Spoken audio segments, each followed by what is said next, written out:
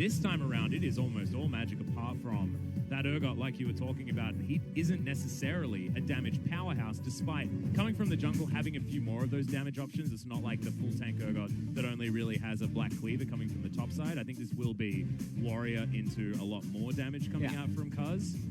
But could be a little bit more dangerous. And we'll see whether this is just going to be too much craziness for Afreeca to deal with. Because remember, Sona Nico is something that they've piloted already, and it looked unstoppable. Glacial Augment plus Sona means it's so hard to dive on top of her, and she just gets to keep everyone healthy throughout the entire fight. It literally just slows down team fights to a point where Sona's low cooldowns can just be used over and over again.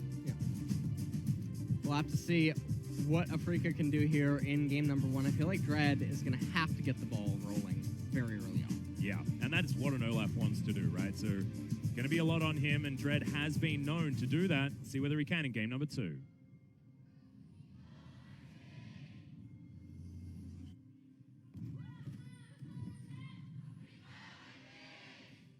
Afreeca fans in full voice here at Lowell Park, as so many more have filtered in over the first game. However, missing first game sounds like an awful thing to do, as aiming walk right over a ward, but they sweep it out. Information gained on both sides, as Cuz may have forgotten to buy. Not entirely sure, but he's waddling out of the base much too late. Silent Night Sona. Haven't seen this one for a while. My personal favorite. Really? Yeah, I'm a big fan of the Silent Night Sona. Especially when she was an actual support. You can play her with Reindeer Kog'Maw, and it's an adorable combo. Super cute, man. What? Yeah. You don't like it? Not a fan? No, I'm not. You know, actually, I don't like any of Sona's skins. Really? Yeah. Not a DJ Sona boy? I'm just not feeling it. Huh. Arcade Sona? I mean, that was pretty cool, too. No? Look at how glorious her hair is in this skin. All right. I mean, that's your opinion. It is. All right, you know. All right. Okay, well, Afreeca Freecs going to start bottom side of the map. It is well known to King Zone that this is happening, so vertical jungling is going to happen. Ah, that's what happened. So, just got word from good old Pub Smithy sending me a message saying that Cuz swapped to Sweeper after putting his ward down. So that's why he went back to base. He wasn't just in the bathroom, something like that. It wasn't solo queue. Well, what's going on here now in this game is Dread. He counter-jungled Urgot's red and Raptor camp, and now transitioning back into his blue side jungle. And if he transitions into a full clear, he's going to find himself with a really big advantage because Cuz is going to have a 7-10 split. And Cuz is actually still heading down towards bottom side. He's pinging out on the Krug camp, knows that is still available, but not wanting to go vertical jungling. You can see that ward that they put down. They know that this is what's happening, as Cuz just looking to sweep some vision out here bottom side. And this might be to try and get the Sona lane ahead. What is Olaf doing? He could just do Gromp Wolves, Wraiths, Red Golems, but instead he's pathing down here for a coin flip. And this means that Cuz is sort of bailed out in a way. And also, he's way healthier here. Of course, Dread does get that attack speed, and he will be able to pressure Cuz away, but Deft and Tucson pretty easily will be able to move over here. You're right. He's a bit curious. Yeah, it's really weird. Olaf just stunted his entire jungle. Meanwhile, Rascal just gets insta-gift. All right. Yukal taking some damage in the mid lane, but I'm not entirely sure how that one happened. I'm almost not even surprised anymore when it's Keen. Yeah, exactly. You know, it's, yeah. Yeah, that was definitely some vintage Rascal coming out there, though. Well, I actually got word of what Keen typed in the post-game lobby. Oh, yeah, what was that? Last game. He said, better top wins. I believe. Is that what Keen typed? That is what he typed when they lost last game. Yeah, well, Rascal. I don't know what Dread's doing. I think he's throwing axes into bushes, man. That's what he's doing. I think he's truly cosplaying Olaf right now. He's had a little too much to drink or something. I'm not. All right, well, that's just a ward. Phase rush means that Keen instantly catches up, and that was a whoopsie. Oh, wow. He actually looked really confused. He's always really calm. Yeah. Whenever he gets solo kills or does anything. Looks like another day in the office for him, as Lost Chapter now completed on Rise. Double Dark Seal. Not something we ever see anymore, almost. Yeah, feels like Yukal's back in a different meta with that Yeah, UCal's, he thinks he's in spring right now. I'm not entirely sure what is going on, but Afreeca, if it wasn't for the absolute tragedy that was the Olaf pathing this game. I mean, what is the real tragedy here? Is it Rascal or is it Dread? I think they're trying to outdo one another. I think so, You too. know?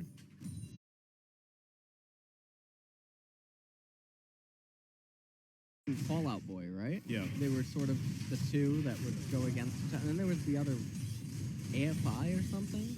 AFI, I think, were a little bit more hardcore, a little bit more punky. Yeah.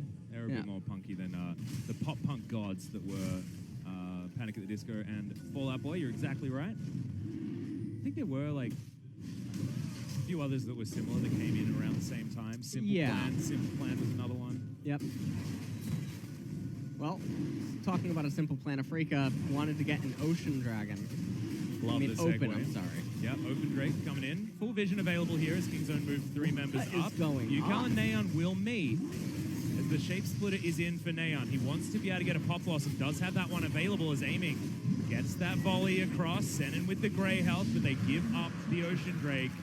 They don't want to go for it. Don't want to bite off more than they can chew. And Kingzone understanding that they have a lot of scaling to do before relevance is going to be hit. So they get a really, really early Open Dragon, which is actually quite good. Oh, especially during the laning phase. For Talia and the Rise. And the Ashe, too, Yeah, depending true. on how the trades end up transpiring against the Sona. So far down here in the bottom lane, aiming is actually doing a fantastic job. Dread is here as well, backed up by UCal. Kingzone know about it, though. Weaver's Wall. Yep, flash forward. Senin does get the lick here as aiming doesn't have level 6. And Deft has to flash. Tucson going to use his dredge line to get out of the way as the Ignite is ticking down. Deft gets a W. Cuz is going to survive. Lot of summoner spells on cooldown on Kingzone's side, but Afreeca holding onto a load of theirs. And Nico made a pretty erroneous decision trying to roam down, even though there was no way for Nahyun to actually reach that fight by the time it would end up concluding. And so, a little bit of lost opportunity. There's the Cuz flash might from die. UCal. Yeah, Cuz is definitely going to die. No flash for Neon. Pop Blossom comes in. That's a stun onto UCal, but Dread is just smashing him down with all his abilities and 100 health. He's not going to be enough, the Q. Is he going to get the reset? No, he's not. UCal gets it with the final threaded volley.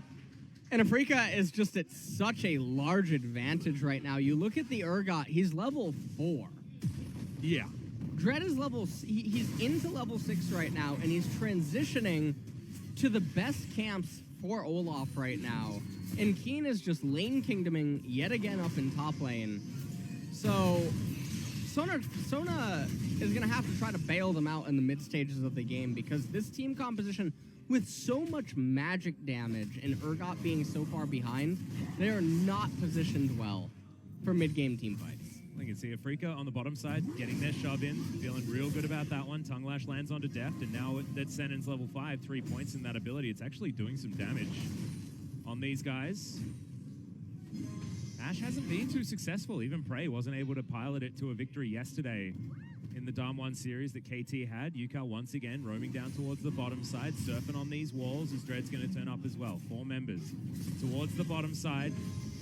Arrow flies in, is going to tag the Nautilus, immediately ignited. Def doesn't have Crescendo. It's a decent stun onto UCal, but they're piloting this dive really nicely. All too easy. Turret plate comes down to boot. They should be able to take another, and this game has gone to hell in a handbasket so fast for Kingzone. And Kingzone right now are just so far, but I mean, cuz he just hit level 6. He's transitioning right now into the Raptors, and maybe after that the Golems, but things are not looking good. And they're going to need a miracle team fight in order to come back into it. Infernal Dragon coming up in 2 minutes. They are not going to be in a position to realistically win that fight unless Afreeca just donk off something. Yeah. It's a whoopsie scenario here for Kingzone. UCal just tidying up the minion wave. No gank attempt available here for Cuz. It's such a long time since we've seen the Urgot. Fear Beyond Death not exactly going to mean too much at this stage. With him being so anemic. We're going to have a look at this dive one more time, though. It was really, really textbook. From the That Afreeca Ash Freecs. yeah, it ends up hitting onto Tushin. He tries to go on to UCal, but the way that they juggled aggro is really good usage of the Tom Kench. Yeah. And from there, everything was pretty easy. Yep. Well, Neon still pretty comfortable here in the mid lane, does have an 11 CS lead. This is his favorite champion at the moment, outspoken on that one. But how are you going to salvage this game? I think it's all about get behind Deft and get behind Neon. Can the Nico-Sona duo still be the powerhouse that it was last time we saw it from Kingzone in the mid game as Neon? Not going to get hit by that arrow and not going to get hit by the seismic shove either. Shape split and movement speed pretty good, but it's going to be enough here. Flash forward, Pop Blossom, as well as the stasis is not enough. The last threaded volley does come in. Afreeca Freecs will take Shelly down at the same time, and they're getting everything on this map. 30 seconds until Infernal Drake's coming up, and you best believe that they're going to be taking that one as well. Yeah, this is looking like a go next fast kind of a game. Oh, yeah. Me. If this was a scrim, we are out of here. Yeah, this is already surrendered. They would already be in the happy brush, so... There is no happy brush for Kingzone this game. There's absolutely. Now, can Afreeca actually find a way to give away the internal dragon? They're doing a pretty good job of it. UCal recalling extremely late. And a lot of vision available down here for Kingzone. Keen has teleport, so pretty sure everything should end up being fine in the end. Aiming has teleport as well. Don't give away the internal. What? How?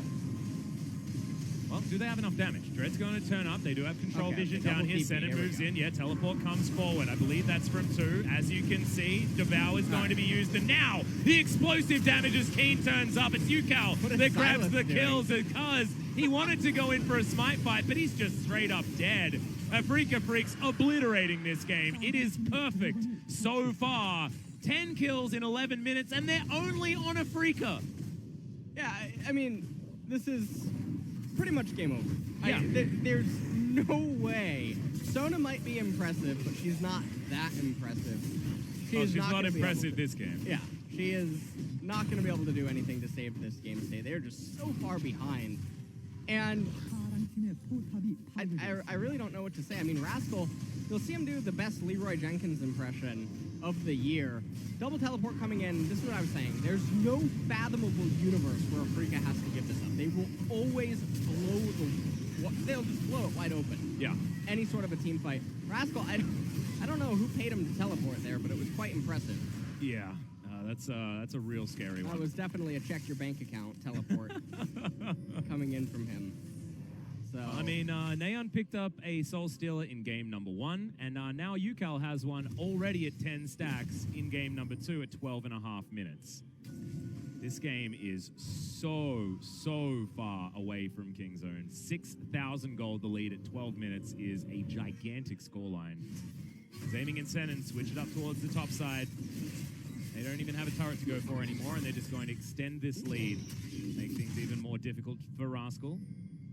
And it's just so difficult for Kingzone to try to recover from this game state. And if you're wondering, well, what does Kingzone do to try to actually come back? The reality is you surrender all your tier 1 outer turrets, you try to freeze lanes in front of your tier 2, and you pray that Afreeca donks off some random attempts to make picks or something that just ends up failing over and over until you can close the gap on the gold advantage and then try to salvage later stage team fights. But nonetheless, you're thinking towards 35 minutes. Well, we're looking for Sen, and the Devour comes in. That's going to make the Tom Kench dance. Sen now has the grey health. He's staying alive for so long. This is 4 members. Fear Beyond Death comes forward as now Dread. Ragnarok pops, jumps into the backline. Tucson going to be sacrificed. Sona dies as an afterthought as now Neon uses the shape splitter, doesn't get the snare.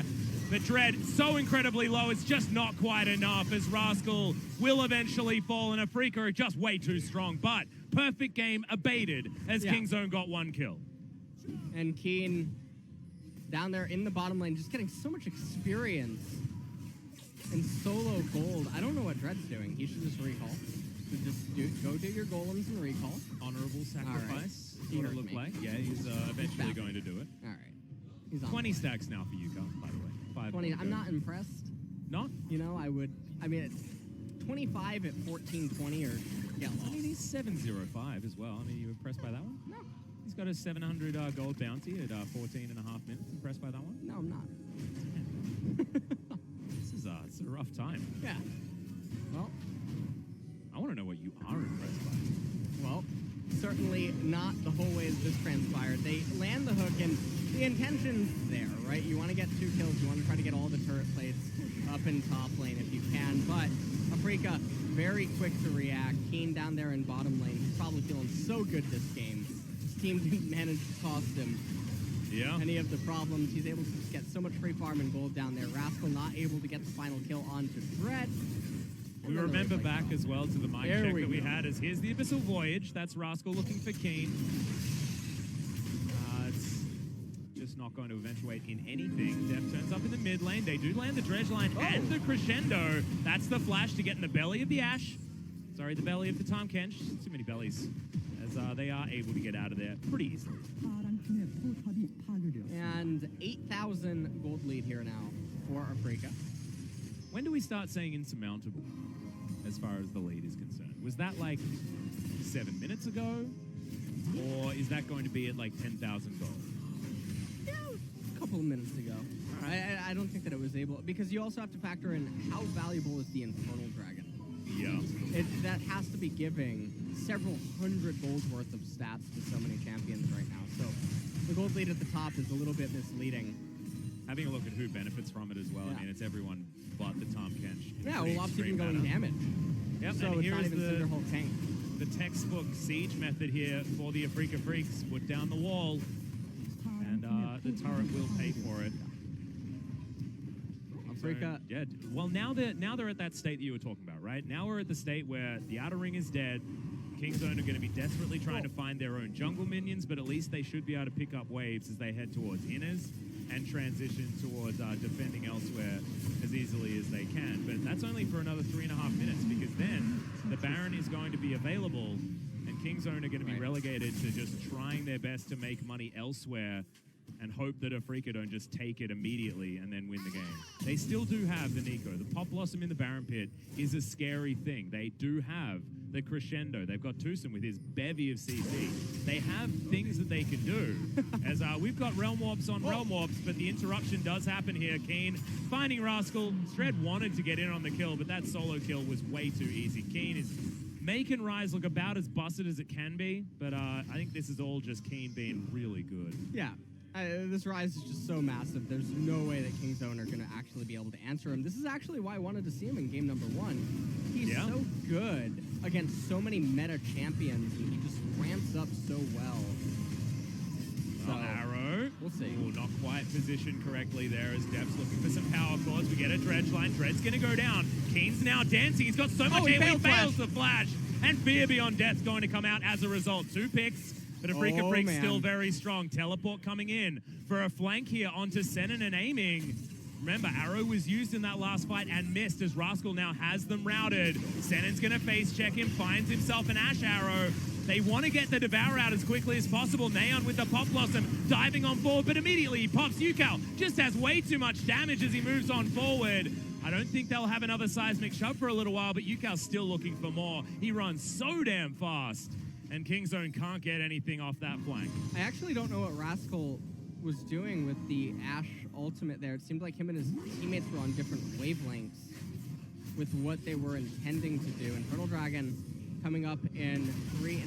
Okay, well, he's trying out for the New England Patriots. Yeah, that is certainly a goal right there, but they are still going to be able to pick up the Catfish. Yukal dives in. There's that. Oh my god! The Silas dead as an afterthought as aiming goes down very low, but importantly isn't going to fall. Def finds a blast cone. Dread not going to be able to get over that wall anymore as the flash was used to try and get to an undertow, and Def is going to have to try and die to this inner turret. Song of Celerity will be able to get him there, but this is a death to a turret, so, you know, it's about as good as you're going to get. But he's dying on the other side of the map while his team can't do anything. Well, we'll take a look at it one more time. Here's Rascal's impressive 3 points.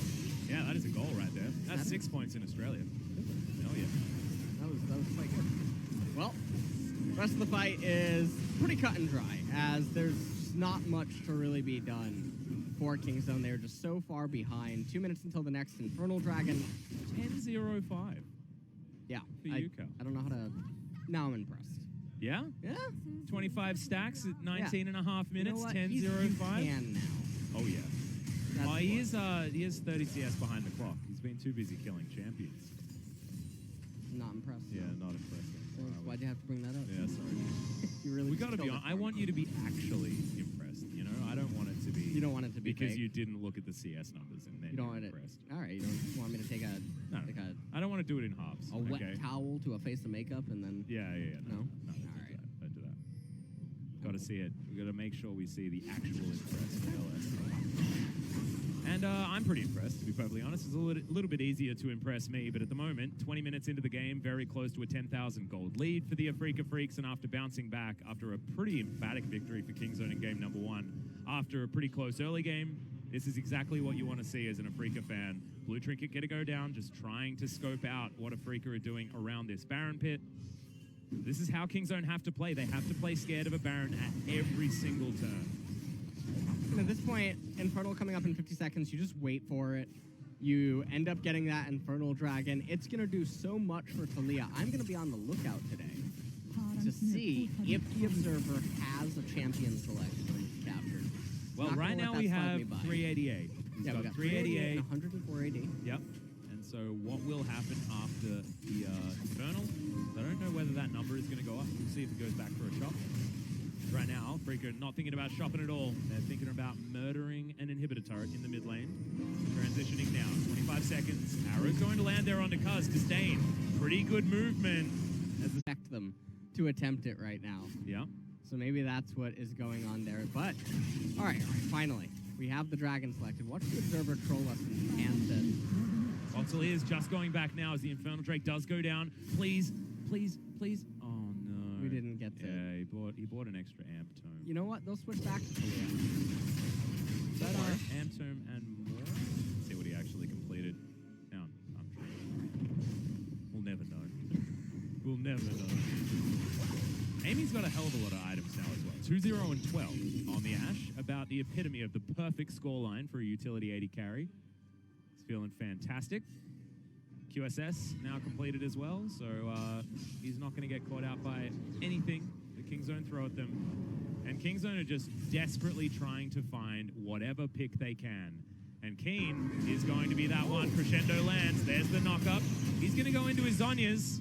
But that's 3 members of Kingzone right down here. He's got a gigantic shield. He's running away. Song of Celerity is pretty good. We've got Realm Warps everywhere. And he escapes. All too easy. In the meantime, Afreeca Freecs are going to take down the Baron buff. And they'll say, thanks, Keen, for being a one-man raid boss. As those spooky ghosts, they give away the information, but with absolutely no result. That was definitely a catch-me-if-you-can moment. Yeah. As Senate, well, all right, UCal. Abyssal Voyage is in by himself as Naeon gets himself a Pop Blossom.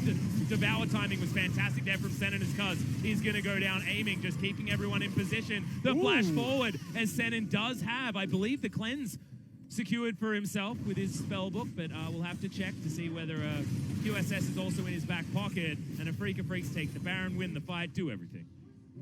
They're just sort of doing it all right now. Now, they have such a massive advantage. Teleport now coming in from Tom Kench.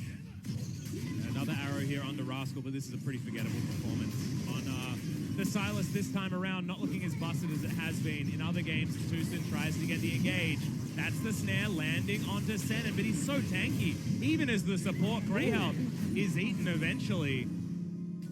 Red now stands to the side. Kingzone doing a decent defense, but now Keen has pushed this minion wave towards the bottom side inhibitor turret. Afreeca should be able to stretch them thin enough to take down one of these inhib turrets, especially with a 12,000 gold lead, double Infernal, aiming. Devour is just so strong. You can nerf Tom Kench as many times as you want, but I think he's just always going to be there if Devour is his W. Hopefully they don't rework him. That'd be really sad. Yeah, I quite like Thomas the way he is. I like Thomas. Certainly. He has to get knighted. He is. He's already been knighted. I think we knighted him on stream, didn't we? All right. Okay, that is an arrow that's going to land instantly. Pop goes the Nico. Seismic Shove, I didn't know it was an orbital nuke, but it is when it's coming out of UCal. All right, well, Afreeca, they're just simply pushing 2 lanes now. pretty don't freely. think this is base broken. This is base obliterated. We need bigger words to describe what is happening to this base right now as Afreeca crash 5 members towards the bottom side. Inner's still standing on the top side of the map, but there's a Realm Warp, and we're moving the minions underneath these Nexus turrets. That might have been suicide. Senin going down very, very low. UCal in there as well. Remember, that Magi's wants to be stacked up, but they're just smacking him with their wallets. This is the epitome of that play style as they jumped under 2 Nexus turrets, lost no one, and will win the game. And that's going to be it. The Nexus is definitely going to fall. The wall is going to separate Nahyan. Yeah, they built that wall and then they teared down the Nexus. That game was not close from any point. Big grin on the face of NoFe, but they're only going to even out this series. Game number 3 going to be coming up. I swear to God, Kingzone will need the most gigantic mental reset of the universe after that game. I think, you know, if you are Kingzone, you can probably